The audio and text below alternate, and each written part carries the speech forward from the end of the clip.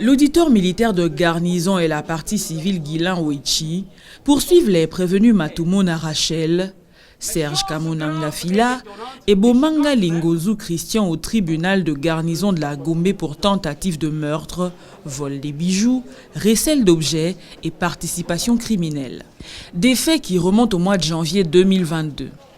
Selon les avocats de la partie civile, le prévenu Serge Ketani, poursuivi pour recel d'objets, aurait acheté des bijoux auprès de Serge Mamonanga Fila, premier cité dans cette cause. Le tribunal poursuit également Rachel Matumona pour participation criminelle. Le tribunal note qu'il gît dans le dossier 2 mémoires uniques et 2 requêtes tendant à l'obtention de la mise en liberté provisoire des 3 prévenus, car leur fuite ne serait pas à craindre selon leur conseil. Les avocats des prévenus Serge Ketani et Rachel Matumona soutiennent que l'officier de police judiciaire qui a auditionné leur client aurait monté cette histoire dans le but de les rançonner.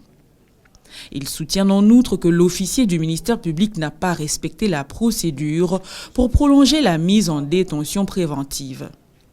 Ils sollicitent du tribunal d'accorder une liberté provisoire à ses clients, Serge Ketani et Rachel Matumona.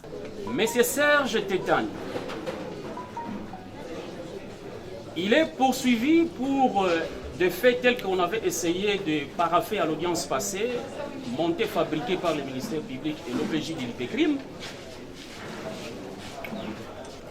Mais chose grave et étonnante, et choquante même, pendant l'audition à l'IPECRIM, il y avait la présence d'un certain ministère public que nous réservons de citer son nom, séance tenante, qui était des mèches avec l'OPJ. Les conseils qui sont ici l'ont vu.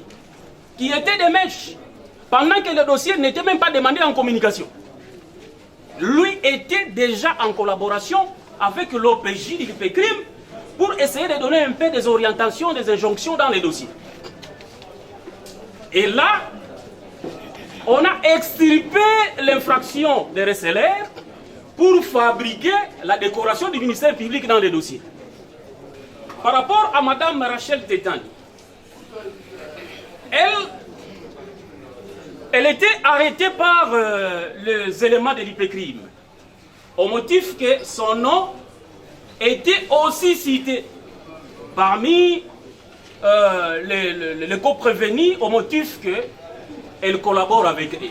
Ça, c'était ça l'objectif de son arrestation.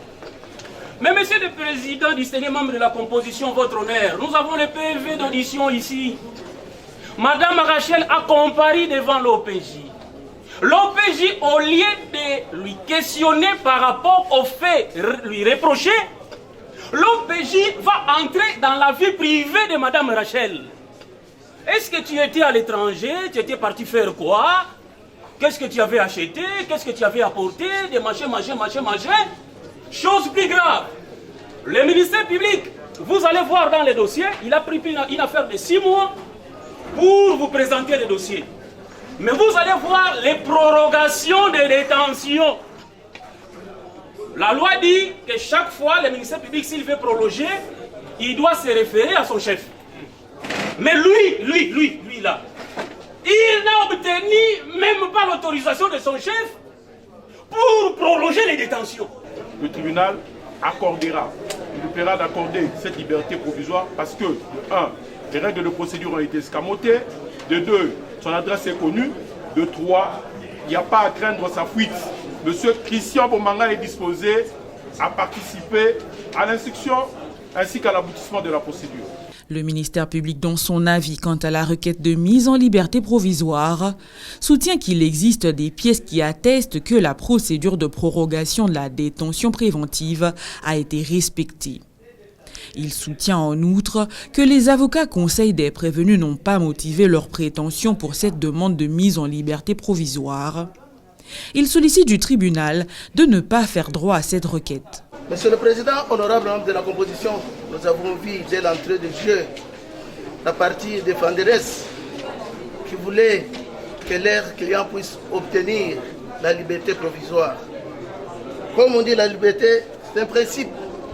Mais au lieu de donner la raison pour laquelle ils sollicitent la mise en liberté provisoire, Mais il se met dans le dilatoire pour commencer, Monsieur le Président, honorable membre de la composition,